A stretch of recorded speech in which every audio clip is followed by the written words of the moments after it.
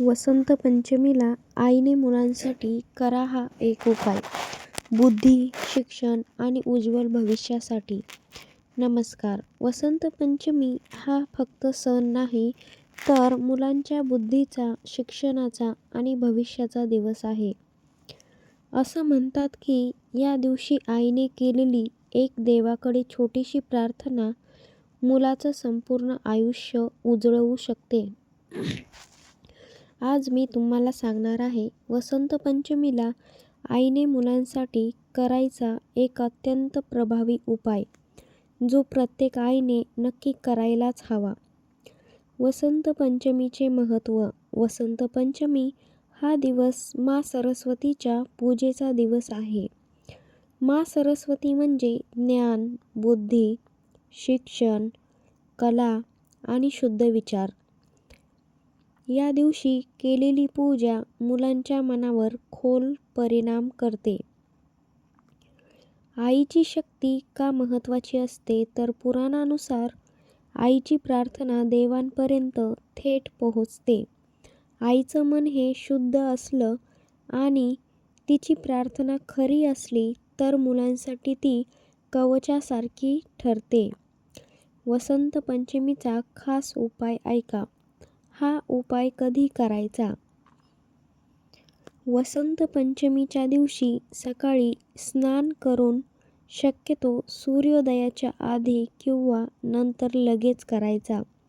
या उपायासाठी लागणारी सामग्री: पिवळ्या रंगाचे स्वच्छ कपडे घाला, पिवळं फूल देवासमोर अर्पण करा, हळद, तांदूळ, एक दिवा आणि देवासमोर अगरबत्ती. माँ सरस्वतीचा फोटो किंवा मूर्ती पाहिजे. मुलांचं एखादं पुस्तक किंवा वही सरस्वतीसमोर ठेवा. उपाय आणि करण्याची पद्धत: आईने स्वतः पिवळे कपडे परिधान करावेत. घरामध्ये शांत ठिकाणी सरस्वती मातेचा फोटो ठेवावा. त्यासमोर दिवा लावावा आणि अगरबत्ती लावावी. देवीसमोर त्या मुलाचं वहीवर पुस्तक थोडे किंवा वही तांदूळ ठेवा आणि हळद ठेवा. त्या वहीवर थोडे तांदूळ आणि हळद ठेवा, कुंकू आणि देवासमोर प्रार्थना करा.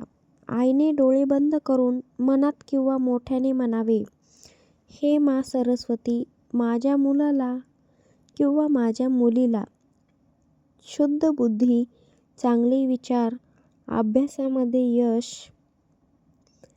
आणि माझ्या लेकराला योग्य मार्ग दाखव. माझ्या मुलाच्या आयुष्यावर तुझा हात कायम राहू दे. मुलाचं तुम्ही नाव मनामध्ये घ्या, जे काही तुमच्या बाळाचं नाव असेल. यानंतर आईने त्या वहीमध्ये ओम सरस्वतेय नमः हे मंत्ररूप अक्षर स्वतः लिहा. हा मंत्र मुलांच्या बुद्धीसाठी फारच शक्तिशाली आहे. या उपायाचे फायदे काय होतात, तर मुलांचा अभ्यासात लक्ष लागते, विसरण्याचा त्रास कमी होतो, भीती, ताण तणाव कमी होतो, त्यांचा आत्मविश्वास वाढतो, मनोबल वाढते, चांगले संस्कार त्यांच्या मनामध्ये रुजू लागतात, त्यांच्या शिक्षणामध्ये प्रगती होऊ लागते. वसंत पंचमीला काय टाळावे? राग करू नये, मुलांना ओरडू नये, अपशब्द बोलू नयेत, घरामध्ये वादविवाद टाळावा. या दिवशी घरात शांतता असणे फार गरजेचे आहे. आईसाठी एक सांगते विशेष संदेश. आईचं मन जेव्हा शांत असतं, तेव्हा मुलांचं भविष्य सुरक्षित होतं. वसंत पंचमीला आईने फक्त 5 मिनिटं दिली तरी देवकृपा नक्कीच मिळते बरं का.